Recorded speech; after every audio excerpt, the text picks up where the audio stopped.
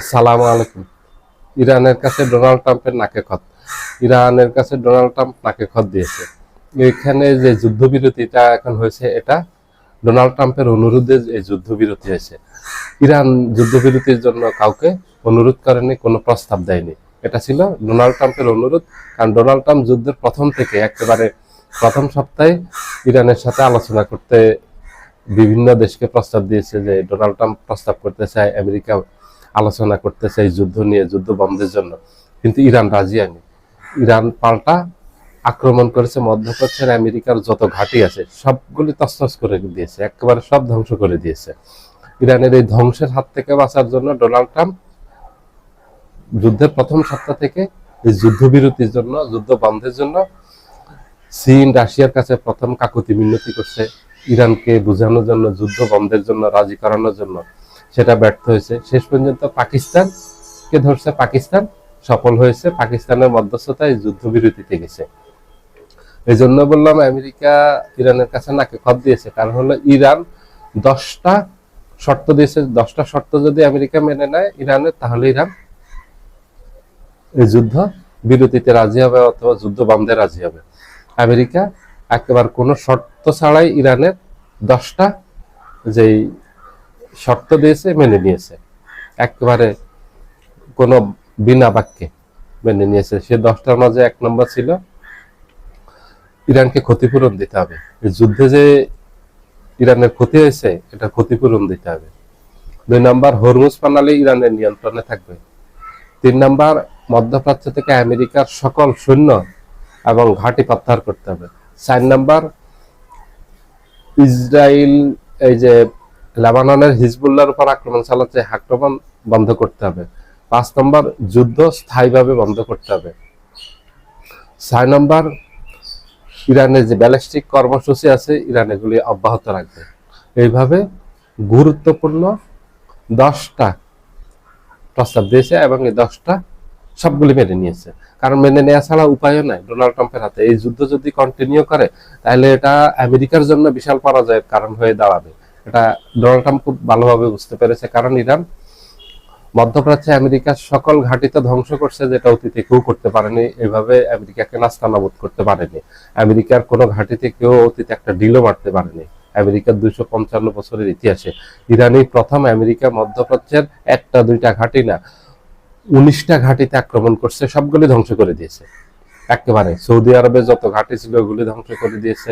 আরব আমিরাতের, Oman, Bahrain, কাতার, Kuwait, Jordan, Iraq, এই 8টা দেশের সব ঘাঁটি তছনছ করে দিয়েছে। এমনকি তাদের দূতাবাস, কনসুলেট অফিসগুলিতে পর্যন্ত আক্রমণ করেছে ইরান। দ্বিতীয় হলো, সবচেয়ে যে অস্ত্র দিয়ে কাবু করে ফেলছে একেবারে ডোনাল্ড ট্রাম্পকে, সেটা হলো হরমুজ প্রণালী বন্ধ করে দিয়ে ইরান। ইরানের এই হরমুজ প্রণালী সচল রাখার জন্য ডোনাল্ড ট্রাম্প এই গত 40 দিনে অসংখ্য চেষ্টা করছে, কিন্তু এই হরমুজ প্রণালীকে সচল রাখতে পারেনি। ইরান একটা অবরোধ জারি করছে, অবরোধে ছিল। ডোনাল্ড ট্রাম্প মাঝখানে তাদের যে মিত্ররা আছে ইউরোপের, এশিয়ার, জাপান, কোরিয়া, অস্ট্রেলিয়ার কাছে সাহায্য চেয়েছে হরমুজ প্রণালী সচল রাখার জন্য, কিন্তু কেউই ডোনাল্ড ট্রাম্পকে সাহায্য করেনি, সহযোগিতা করেনি। কারণ তারা জানে যে এই যুদ্ধে যদি তারা আসে ডোনাল্ড ট্রাম্পকে সাহায্য করতে, তার মানে হলো ইরানের আক্রমণের মুখে পড়বে, ইরান তাদেরকে আক্রমণ করবে। ইরান আগেই বলে দিয়েছে আক্রমণ করবে। আর আক্রমণ হওয়ার অর্থ হলো এই যুদ্ধে তারাও জড়িয়ে পড়া। পরবর্তী সময়ে দেখা যাবে এই যুদ্ধ আমেরিকা, ইসরায়েল, ইরানের বাইরে গিয়ে পুরো বিশ্বব্যাপী ছড়িয়ে পড়ছে। এই ভয়ে তারা আর এখানে আসেনি। কারণ ইরান সামরিকভাবে শক্তিশালী। ইরান যে গত 40 দিন যে যুদ্ধ করছে এগুলি সম্পূর্ণ নিজস্ব তৈরি অস্ত্র। 1 নম্বর হলো নিজেদের তৈরি অস্ত্র। 2 নম্বর, এগুলি সর্বাধুনিক অস্ত্র।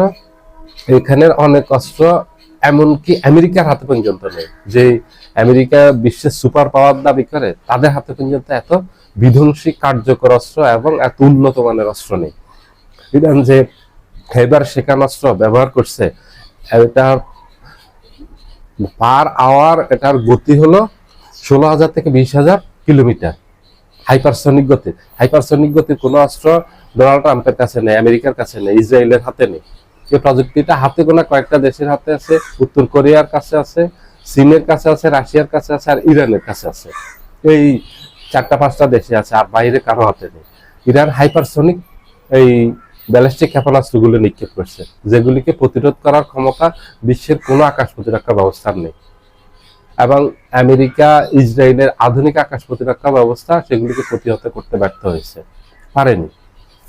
যার কারণে ডোনাল্ড ট্রাম্প বুঝে গেছে যে হরমুজ প্রণালীর অবরোধ কোনো অবস্থাতে ভাঙতে পারবে না ইরানের হাত থেকে। ইরান সামরিকভাবে শক্তিশালী, ইরান হরমুজ প্রণালীর দাবি ছাড়বে না। যদি হরমুজ প্রণালী এইভাবে বন্ধ থাকে তাহলে বিশ্বের চাপ ডোনাল্ড ট্রাম্পের উপর পড়বে।